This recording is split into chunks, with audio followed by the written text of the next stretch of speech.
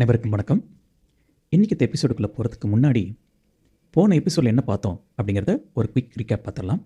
ஏன்னா இந்த எபிசோடுக்கும் சரி இனி வரப்போகிற எல்லா எபிசோடுகளுக்கும் இந்த ஒரு குயிக் ரீகேப் ரொம்ப ரொம்ப முக்கியம். PMBOK கைடை பொறுத்த வரைக்கும் எல்லாமே process group and knowledge area அப்படின்னு தான் பிரிக்கப்பட்டிருக்கும். ஒவ்வொரு நாலேஜ் ஏரியாவுக்கும் ஆரம்பத்தில் ஒரு இன்ட்ரடக்ஷன் இருக்கும். உதாரணத்துக்கு ப்ராஜெக்ட் இன்டெகிரேஷன் மேனேஜ்மெண்ட். அந்த ப்ராஜெக்ட் இன்டெகிரேஷன் மேனேஜ்மெண்ட் பற்றி ஒரு சின்ன இன்ட்ரொடக்ஷனும் ஃபாலோயிங் செக்ஷனில் இருக்கும். அதற்கு அடுத்தது அந்த ரெஸ்பெக்டிவ் நாலேஜ் ஏரியாவில் என்னென்ன ப்ராசஸ் இருக்குது அப்படிங்கிறத பற்றிய ஒரு ஹெட்ஸ்அப் இருக்கும். உதாரணத்துக்கு டெவலப் ப்ராஜெக்ட் சார்ட்டர். இன் டீட்டெயில்டாக போகும்போது டெவலப் ப்ராஜெக்ட் சார்ட்டருக்குள்ளே என்னென்ன ITTOக்கள், அதாவது inputs, tools and techniques and outputs இருக்குது அப்படிங்கிற டீட்டெயில் இருக்கும். பொதுவாக இன்புட்ஸ் அண்ட் அவுட்புட்ஸ் அப்படின்னு வரும்பொழுது there all documents. Tools and techniques அப்படின்னு வரும்பொழுது மோஸ்ட்லி எல்லா இடங்களையும் சப்ஜெக்ட் மேட்டர் எக்ஸ்பர்ட்டை யூஸ் பண்ணுவோம். ஸோ SME இருக்கலாம், அல்லது ஏதாவது ஒரு பர்டிகுலர் ப்ராசஸ் இருக்கலாம், அல்லது ஏதாவது டெக்னிக்கும் இருக்கலாம். Inputs, tools and techniques, outputs இந்த மூணுமே டைம் அண்ட் அகெயின் வேறு ஒரு ப்ராசஸில் ரிப்பீட்டும் ஆகலாம். உதாரணத்துக்கு ப்ராஜெக்ட் இன்டெகிரேஷன் மேனேஜ்மெண்ட் அப்படின்னு எடுத்துகிட்டா முதல் ப்ராசஸ் டெவலப் ப்ராஜெக்ட் சார்ட்டர். அதோட input, tools and techniques, outputs இது எக்ஸ்பிளைன் பண்ணப்பட்டிருக்கும். அதே போல் ப்ராஜெக்ட் ஸ்கோப் மேனேஜ்மெண்ட் அப்படின்னு எடுத்துக்கும்போது அதில் பிளான் ஸ்கோப் மேனேஜ்மெண்ட் தான் முதல் ப்ராசஸ். அதோட inputs, tools and techniques, outputs இது எல்லாத்தையும் எக்ஸ்பிளைன் பண்ணியிருப்பாங்க. இது ரெண்டையும் சைட் பை சைட் வச்சு கம்பேர் பண்ணோம் அப்படின்னா, உதாரணத்துக்கு என்டர்பிரைஸ் என்வரான்மெண்டல் ஃபேக்டர் அப்படிங்கிறது டெவலப் ப்ராஜெக்ட் சார்ட்டரில் இருக்கும். அதே இன்புட் பிளான் ஸ்கோப் மேனேஜ்மெண்ட்லேயும் இருக்கும். சரி, அப்படின்னா மறுபடியும் அந்த என்டர்பிரைஸ் என்வரான்மெண்டல் ஃபேக்டரை பற்றி நான் புதுசாக படிக்க வேண்டியிருக்குமா, புதுசாக கற்றுக்க வேண்டியிருக்குமா அப்படின்னு கேட்டால் அதுக்கான ஆன்சர் இஸ் நாட் ரியலி. உதாரணத்துக்கு டெவலப் ப்ராஜெக்ட் சார்ட்டரில் என்டர்பிரைஸ் என்வரான்மெண்டல் ஃபேக்டர் அப்படிங்கிறது சில விஷயங்களை பேசலாம். அதே enterprise environmental factor plan scope management அப்படின்னு வரும்பொழுது அடிஷ்னலாக சில விஷயங்களை பேசுறதுக்கான வாய்ப்பு இருக்குது. இதை இன்னும் ஈஸியாக புரிஞ்சுக்கலாம் அப்படின்னா எக்ஸ்பர்ட் ஜட்ஜ்மெண்ட் அப்படிங்கிற டூல்ஸ் அண்ட் டெக்னிக் எடுத்துப்போம். டெவலப் ப்ராஜெக்ட் சார்ட்டரை பொறுத்த வரைக்கும் எக்ஸ்பர்ட் ஜட்ஜ்மெண்ட் அப்படின்னா எக்ஸ்பர்ட் யாராக இருப்பாங்க? நேச்சுரலி இதுக்கு முன்னாடி ஒர்க் பண்ண ப்ராஜெக்ட் மேனேஜர், ஈவன் சம்டைம்ஸ் ஸ்பான்சரும் கூட டெவலப் ப்ராஜெக்ட் சார்ட்டருக்கு பெரிய லெவலில் சப்போர்ட் பண்ண முடியும். பட் அதே ஸ்பான்சர் தான் பிளான் ஸ்கோப் மேனேஜ்மெண்ட்லையும் எக்ஸ்பர்ட் ஜட்ஜ்மெண்ட்டாக இருப்பாரான்னு கேட்டால் நிச்சயமாக கிடையாது. ஸ்கோப் அப்படின்னு வரும்பொழுது ஸ்கோப் டெஃபினிஷன் யார் சிறப்பாக எழுதுவாங்களோ அவங்க எக்ஸ்பர்ட் ஆகிடுவாங்க. ஸோ இங்கே எக்ஸ்பர்ட் ஜட்ஜ்மெண்ட் அப்படிங்கிற நேம் காமன் தான். பட் டிபெண்டிங் ஆன் எந்த நாலேஜ் ஏரியா அல்லது எந்த ப்ராசஸ் பற்றி பேசுகிறோம் அப்படிங்கிறத பொறுத்து எக்ஸ்பர்ட்ஸ் மாறலாம். ஸோ கான்செப்ட் வைஸ் சேம் தான், ஆட்கள் மட்டும்தான் மாறுவாங்க. இதே போல் டெவலப் ப்ராஜெக்ட் சார்ட்டரில் அவுட்புட் அப்படிங்கிறது ப்ராஜெக்ட் சார்ட்டர். ஆனால் அதே ப்ராஜெக்ட் சார்ட்டரை டைரெக்டாக as it is plan scope மேனேஜ்மெண்ட்டில் இன்புட்டாக யூஸ் பண்ணுவோம். எந்த மாற்றமுமே இருக்காது. சரி, இதை நம்ம எப்படி ஈஸியாக புரிஞ்சுக்கலாம்? இப்போ நீங்கள் ஸ்க்ரீனில் பார்க்குற மாதிரி ஃபஸ்ட் டைம் அந்த பர்டிகுலர் இன்புட்டையோ டூல்ஸ் அண்ட் டெக்னிக்கையோ அவுட்புட் பற்றியோ படிக்கிறோம் அப்படின்னா ப்ளூ கலர் ஃபாண்ட்டில் இருக்கும். சப்போஸ் இதை பற்றி நம்ம ஏற்கனவே படிச்சிருக்கோம் அப்படின்னா நீங்கள் ஸ்க்ரீனில் பார்க்குற மாதிரி க்ரீன் கலர் ஃபாண்ட்டில் இருக்கும். க்ரீன் கலர் ஃபாண்ட்டில் இருந்தாவே ஏற்கனவே நம்ம இதை பற்றி படிச்சிட்டோம் அப்படின்னு அர்த்தம்.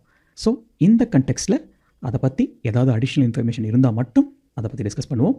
அப்படி இல்லைன்னா ஸ்ட்ரெயிட்டாகவே ஸ்கிப் பண்ணிவிட்டு அடுத்த இன்புட்டோ டூல்ஸ் அண்ட் டெக்னிக்கோ அல்லது அவுட்புட்டுக்கோ போயிடுவோம். ஐ ஹோப் உங்களுக்கு கிளியராக புரிஞ்சிருக்கும்னு நினைக்கிறேன். இல்லைனா இன்னொரு டைம் பாருங்கள். அதுக்கப்புறமும் புரியலனா கீழே இருக்கிற கமெண்ட் பாக்ஸில் உங்களோட டவுட்டை சொல்லுங்கள். We can get it clarified. அதுக்கு அடுத்து நம்ம புரிஞ்சிக்க வேண்டியது process group versus knowledge area. இந்த சார்ட் உங்களுக்கு ஞாபகத்தில் இருக்கும்னு நினைக்கிறேன். முன்னாடி சொன்னது போல் முடிஞ்சால் இந்த சார்ட்டை மெமரைஸ் பண்ணிவிடுங்க. ஏன்னா இது அவ்வளோ முக்கியம். இந்த சார்ட்டை பற்றி ஒரு முக்கியமான விஷயம் நம்ம புரிஞ்சுக்கணும். ரியல் டைம் ப்ராஜெக்ட் மேனேஜ்மெண்ட் அப்படின்னு வரும்பொழுது நம்ம initiation, planning, execution, monitoring and controlling and closing அப்படி தான் போவோம். ஏன்னா அதுதான் லாஜிக்கல் ஸ்டெப்பும் கூட. அப்படி பார்க்கும்போது let's take project integration management, அந்த நாலேஜ் ஏரியாவை எடுத்துப்போம். அதில் முதல் ஸ்டெப்பாக டெவலப் ப்ராஜெக்ட் சார்ட்டர் பண்ண உடனே அதற்கு அடுத்து வர டெவலப் ப்ராஜெக்ட் மேனேஜ்மெண்ட் பிளானுக்கு போயிடுமா அப்படின்னு கேட்டால் நாட். சரி, இன்னும் கொஞ்சம் டீட்டெயிலாக போவோமே. டெவலப் ப்ராஜெக்ட் மேனேஜ்மெண்ட் பிளான் பண்ண உடனேயே direct and manage project work போயிடுவோமா? நிச்சயமாக மாட்டோம். ஏன்னா இன்டெகிரேஷன் மேனேஜ்மெண்ட்டை பொறுத்த வரைக்கும் எஸ், இது இனிஷியேஷன், அடுத்து பிளானிங், அடுத்தது எக்ஸிக்யூட்டிங். ஆனால் இன்னும் 9 நாலேஜ் ஏரியாக்கள் இருக்குது, such as scope management, schedule management etcetera. So இந்த பர்டிகுலர் சார்ட்டை எப்படி அணுகணும் லாஜிக்கல் அப்படின்னா, முதல் ஸ்டெப் ஆப்வியஸ்லி இனிஷியேஷன். அதில் ஃபஸ்ட் ஸ்டெப் என்ன? Develop project charter. அதை முடிச்சுட்டு வெர்டிக்கலாக அப்படியே கீழே வாங்க. அடுத்து என்ன பண்ணணும்? எக்ஸாக்ட்லி ஸ்டேக் ஹோல்டரை ஐடென்டிஃபை பண்ணணும். இது இனிஷியேஷனில் முடிஞ்சிருச்சு. அடுத்து பிளானிங்கை பொறுத்த வரைக்கும் முதல் வேலை exactly develop project management plan.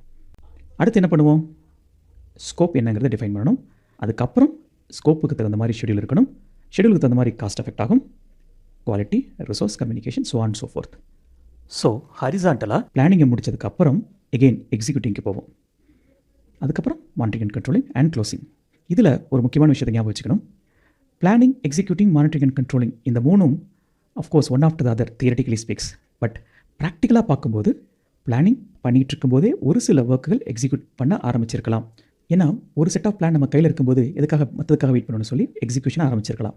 Once execution ஆரம்பிச்சிட்டோம் அப்படின்னாவே நேச்சுரலி மானிட்டரிங் அண்ட் கண்ட்ரோலிங்கை நம்ம கண்டினியூ பண்ணணும். பேரலாக மற்ற நாலேஜ் ஏரியாவுக்கு பிளான் பண்ணவும் ஆரம்பிச்சிருப்போம். ஒரு சிம்பிள் உதாரணம் எடுத்துக்கலாமே. வேறு என்ன, நம்ம வீடு கட்டுற எக்ஸாம்பிள் தான். மழைக்காலம் வரப்போது, செங்கலுக்கு கண்டிப்பாக டிமாண்ட் இருக்கும். ஸோ என்ன பண்ணுவோம், வீடு கட்டுறதுக்கு கன்ஃபார்ம்டு தான், பிளான் ஒரு பக்கம் போகட்டும், முதல்ல செங்கலை வாங்கி போடுவோம் அப்படின்னு சொல்லி ரிசோர்ஸ் மேனேஜ்மெண்ட்டுக்கு நம்ம டைரெக்டாக ஜம்ப் அடிக்கவும் சான்ஸ் இருக்குது. இது ப்ராக்டிக்கலாக நடக்கிறது தான் இல்லையா? ஸோ இங்கே பார்த்தீங்கன்னா நம்ம ஸ்கோப்பை கூட ஃபைனலைஸ் பண்ணாமல் இருந்திருக்கலாம். ஆனால் ஒரு மினிமம் நம்பர் ஆஃப் செங்கலை வாங்கி வச்சுப்போம், ஒன்றும் தப்பு இல்லை அப்படின்னு சொல்லி ரிசோர்ஸ் பிளானிங்க்கு நம்ம ஜம்ப் அடிச்சிருக்கோம். அதே போல் தான் கம்யூனிகேஷன் மேனேஜ்மெண்ட்டுக்கும். மேஸ்திரியை கூப்பிட்டுருப்போம், அவரை கூப்பிட்டு எப்பா இந்த மாதிரி வேலை ஆரம்பிக்க வேண்டியிருக்கு, கொஞ்சம் பார்த்து பிளான் பண்ணிக்கோ அப்படின்னு சொல்லி கம்யூனிகேஷனையும் நம்ம ஸ்டார்ட் பண்ணியிருக்கலாம். ஈவன் ஸ்கோப்பை ஃபைனலைஸ் பண்ணுறதுக்கு முன்னாடி வீடு கட்டுறது பெரிய டாஸ்க்கு. ஸோ காஸ்ட்டுக்கான பிளானையும் நம்ம ஏற்கனவே கூட ஆரம்பிச்சிருக்கலாம். ஸோ இதில் நாலேஜ் ஏரியா வைஸும் சரி, ப்ராசஸ் குரூப்பும் வைஸும் சரி, ஒரு சில ஓவர்லாப்புகள் முன்ன பின்ன போகலாம். பட் ஜென்ரலி ஃபாலோடு மெத்தட் அப்படின்னு பார்க்கும்பொழுது integration, scope, schedule, cost, so on and so forth. So இந்த ஸ்டெப்பை நீங்கள் ஞாபகம் வச்சுக்கோங்க. இது பல நேரங்களில் ப்ராக்டிக்கலாக நீங்கள் ப்ராஜெக்டை மேனேஜ் பண்ணும்போது வாட் நெக்ஸ்ட் அப்படின்னு ஒரு கேள்வி வரும்பொழுது உங்களுக்கு ரொம்ப ரொம்ப ஹேண்டியாக இருக்கும். சரி, இதே மெத்தடில் தான், அதாவது ஃப்ரம் டாப் டு பாட்டம் வெர்டிக்கலாக தான் பிம்பாக் கைடில் டீட்டெயில்ஸ் இருக்கா அப்படின்னு கேட்டால் I think you already know the answer. நிச்சயமாக இல்லை. பிம்பாக் கைடை பொறுத்த வரைக்கும் அவங்க நாலேஜ் ஏரியா வைஸ் தான் அப்ரோச் பண்ணியிருக்காங்க. அதாவது முதல்ல ப்ராஜெக்ட் இன்டெகிரேஷனை பற்றி எல்லாத்தையும் பேசிடுவோம். Develop project charter, develop project manage plan, direct and manage project work, manage project knowledge, so on and so forth. கடைசியில் க்ளோஸ் ப்ராஜெக்ட்டையும் முதல் ஸ்டெப்லேயே கம்ப்ளீட் பண்ணிடுவாங்க பிம்பாக் கைடை பொறுத்த வரைக்கும். அதுக்கு அடுத்தது ப்ராஜெக்ட் ஸ்கோப் மேனேஜ்மெண்ட் பற்றி பேசும்போது plan scope management, collect requirements ஆரம்பித்து கண்ட்ரோல் ஸ்கோப் வரைக்கும் மொத்த டீட்டெயிலும் இருக்கும். ஆனால் ப்ராக்டிக்கலாக ப்ராஜெக்ட் இன்டெகிரேஷனில் டெவலப் ப்ராஜெக்ட் சார்ட்டர் பண்ணதுக்கப்புறம் உடனே அடுத்தடுத்து போய் ப்ராஜெக்ட் க்ளோஸ் பண்ணிடுவோமா? நிச்சயமாக இல்லை இல்லையா? ஸோ ஏன் இந்த மாதிரி ஸ்ட்ரக்சரை பிம்பாக் கைடில் ஃபாலோ பண்ணியிருக்காங்க அப்படின்னா, வெர்டிக்கலாக நீங்கள் போகும்போது ஏகப்பட்ட கன்ஃபியூஷன்ஸ் வரதுக்கான வாய்ப்பு ரொம்ப ரொம்ப அதிகம். எந்த நாலேஜ் ஏரியா இருக்கீங்க, எந்த ப்ராசஸ் குரூப் இருக்கீங்க அப்படிங்கிறதுல ஒரு பெரிய கன்ஃபியூஷன் வரும். அதனால் என்ன பண்ணியிருக்காங்கன்னா பிம்பாக் கைடில் நாலேஜ் ஏரியா வைஸ் ஒவ்வொன்றையும் ப்ரெசென்ட் பண்ணியிருக்காங்க. நம்மளும் அப்படி தான் நம்மளோட ஹோல் டுட்டோரியலை பார்க்க போகிறோம்.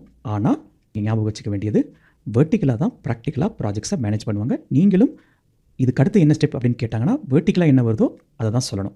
ஏன்னா அதுதான் லாஜிக்கும் கூட. I hope it's very clear to all of us. Again ஏதாவது டவுட் இருந்தால் கீழே கமெண்ட் பாக்ஸில் தெரிவிங்க. அடுத்து நீங்கள் புரிஞ்சிக்க வேண்டிய ஒரு முக்கியமான விஷயம், முன்னாடியே பார்த்தது போல் ஒவ்வொரு இன்புட்டும், ஒவ்வொரு டூல்ஸ் அண்ட் டெக்னிக்கும், ஒவ்வொரு அவுட்புட்டும் டிபெண்டிங் ஆன் எந்த நாலேஜ் ஏரியாக்குள்ளே போகிறோம் அப்படிங்கிறத பொறுத்து யூனிக்காகவும் இருக்கலாம், ரிப்பீட்டடாகவும் இருக்கலாம். நம்ம இதை எப்படி அப்ரோச் பண்ண போகிறோம் அப்படின்னா, முன்னாடியே பேசுனது போல் யூனிக்காக இருந்ததுன்னா அதை பற்றி பேசிடுவோம். ஏற்கனவே ரிப்பீட்டடாக இருந்தது அப்படின்னா அதை ஜஸ்ட் ஹெட்ஸ்அப் பண்ணிட்டு கொடுத்துட்டு அடுத்ததுக்கு ஜம்ப் அடிச்சிருவோம். மொத்தமாக ஒரு பர்டிகுலர் ப்ராசஸில் இருக்கிற எல்லா ஐடிடிஓவும் கவர் பண்ணால் அது ரொம்ப லாங் வீடியோவாக போயிடும். ஒரே நேரத்தில் அத்தனை விஷயங்களை கற்றுக்கிட்டால் சில நேரம் அது குழப்பங்களையும் கொண்டு போய் விட்டுரும். ஸோ நம்ம அப்ரோச் எப்படி இருக்க போகுது அப்படின்னா, ஒரு வீடியோவில் ஒரே ஒரு யூனிக்கான இன்புட்டோ, டூல்ஸ் அண்ட் டெக்னிக்கோ அல்லது அவுட்புட்டோ பற்றி மட்டும்தான் பேசுவோம். ரிப்பீட்டடாக இருக்கும்போது அதுக்கு அடுத்த எபிசோடில் ஓகே இது ஏற்கனவே பார்த்துட்டோம்னு சொல்லி ஸ்கிப் பண்ணிவிட்டு புதுசாக யூனிக்காக வரப்போகிற இன்புட்டோ, டூல்ஸ் அண்ட் டெக்னிக்கோ, அவுட்புட்டை பற்றி பார்க்க போகிறோம். ஸோ என்னாக போகுதுன்னா, நம்மளுடைய வீடியோ லென்த்து ரொம்ப குட்டியாக ஷார்ட்ஸ் மாதிரி வெறும் 30 செகண்டில் கூட முடியலாம், அல்லது 7 முதல் 10 நிமிஷங்கள் வரைக்கும் போகலாம். ஏற்கனவே நம்ம பார்த்த ஐடிடிஓவாக இருந்தால் அதோட கலர் க்ரீனாகவும், புதுசாக படிக்க போகிற ஐடிடிஓ கலர் ப்ளூவாகவும் இருக்கும். ஸோ அதை வச்சு நீங்கள் ஈஸியாக கண்டுபிடிச்சிடலாம் ஏற்கனவே இது பார்த்ததா அல்லது புதுசாக அப்படிங்கிறது. ஆல்ரைட், ஏற்கனவே நம்ம நிறைய பேசிட்டோம்.